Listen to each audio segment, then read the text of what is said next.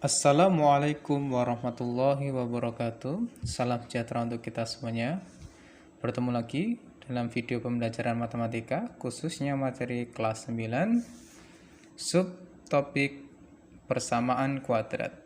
Pada kesempatan kali ini, kita akan berlatih soal-soal dan pembahasannya. Baik, kita langsung saja.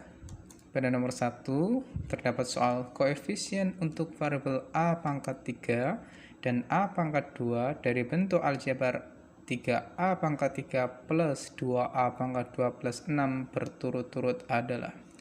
Maka simpel saja pembahasannya adalah kita harus ketahui kalau 3 ini merupakan koefisien dari a pangkat 3, 2 ini adalah koefisien a pangkat 2, dan 6 ini adalah konstanta.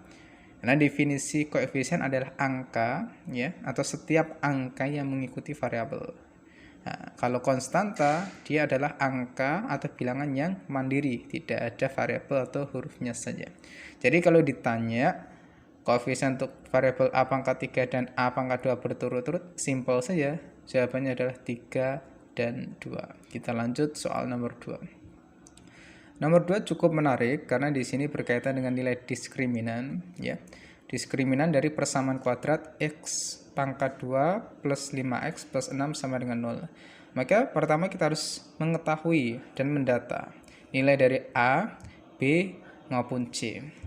Mengingatkan bahwa a kecil ini adalah koefisien x pangkat 2, b merupakan koefisien X dan C merupakan konstanta. Berlaku untuk semua soal, namun nilainya tentunya berubah-ubah sesuai dengan soal. Dalam soal ini, A nilainya 1, B nilainya 5, dan C nilainya 6. Ditanyakan diskriminan atau dinotasikan D besar. Jadi simpel saja kita masukkan rumus yang sudah biasa kita gunakan, yakni D sama dengan B kuadrat min 4AC. Setelah kita substitusikan atau kita gantikan nilainya sesuai dengan yang kita ketahui, tertemukan nilai diskriminan merupakan 1.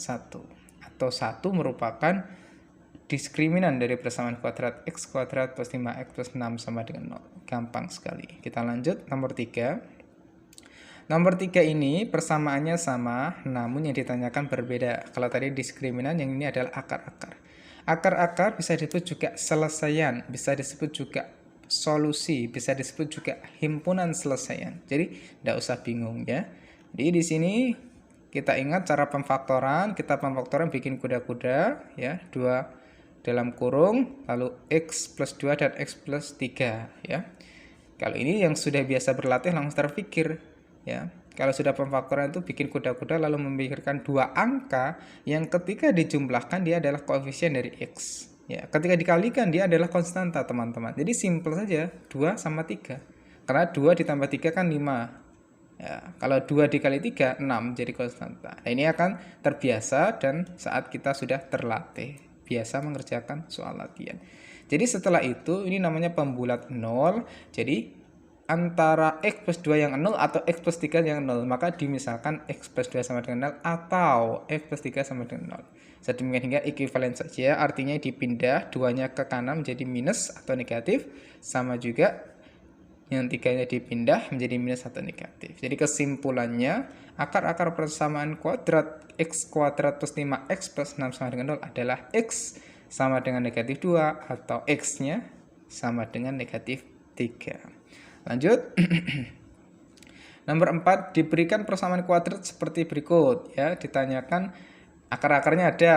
Ya, ini sama persamaannya. Yang ditanyakan jumlah dari akar-akarnya. Ada dua cara cepat dan cara biasa. Cara cepat ini sudah ada di dalam rumus, yakni negatif B per A. Tentunya A adalah koefisien dari x kuadrat dan B adalah koefisien dari variabel x ya.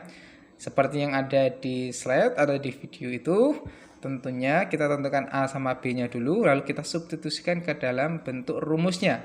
Ya, ini jumlah akar x1 plus x2 itu jumlah akar, min B per A itu sudah ketetapan atau rumus. Sedemikian hingga negatif 5. Bagaimana kalau kita cara biasa? Ya, cara biasa ya kita tentukan dulu x1-nya berapa, x2-nya berapa. Lalu kita jumlahkan. Hasilnya pun sama. Ya, hasilnya adalah negatif 5. Jadi cara dua-duanya simpel saja. Di dalam matematika banyak cara. Yang terpenting adalah menggunakan asas logis, artinya dapat diterima secara akal manusia. Lanjut nomor 5, buatlah persamaan kuadrat yang memiliki akar x sama dengan 2 dan x sama dengan 4. Gampang sekali, jika kita temukan akar-akarnya itu x1, x2-nya sudah diketahui, maka membuat persamaannya kita gunakan rumus seperti ini. Kurung buka x, negatif x1, kurung tutup, kurung buka x, min x2, kurung tutup, sama dengan 0. Seperti itu. Jadi kita tinggal masukkan atau substitusikan atau gantikan saja nilai x1 itu berapa. Bisa dipilih x1-nya misalkan 2 atau dibalik juga sama saja. Yang terpenting adalah jangan sampai salah memasukkan ini. Ini kan negatif ya. Jadi harus negatif 2 sama negatif 4 seperti ini. Nah, ini perlahan x kali x jadinya x kuadrat. Terus x dikali negatif 4 jadinya min 4x. Terus min 2 dikali x jadinya min 2x. Terus negatif 2 dikali negatif, ingat negatif kali negatif jadinya plus gitu ya.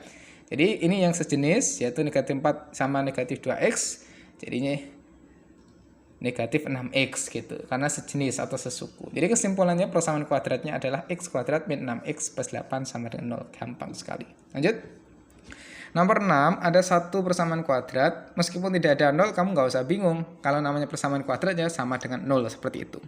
Jadi disuruh selesaikan dalam bentuk 3 metode atau 3 cara, yakni pemfaktoran, kuadrat sempurna, dan rumus ABC. Rumus ABC di sini bukan kecap ABC, tetapi rumus dalam ketetapan persamaan kuadrat. Kita coba cara yang pertama, pemfaktoran. Oke, langsung kita kebayang nih. Kalau ditambahkan 0, kenapa 0? Karena tidak ada variabel x.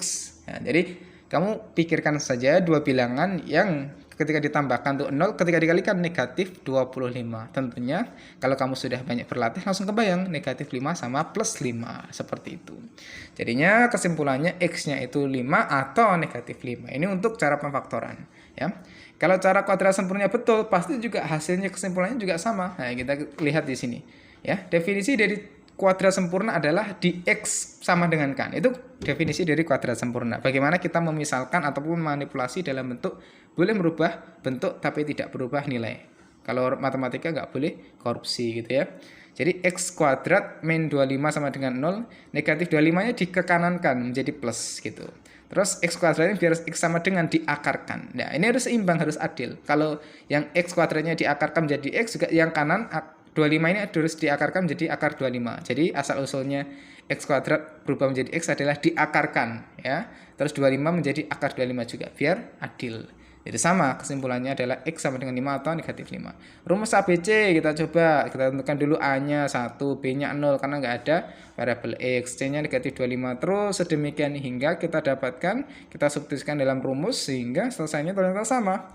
X-nya sama dengan 5 atau negatif 5. Gampang sekali dan sangat simpel sekali.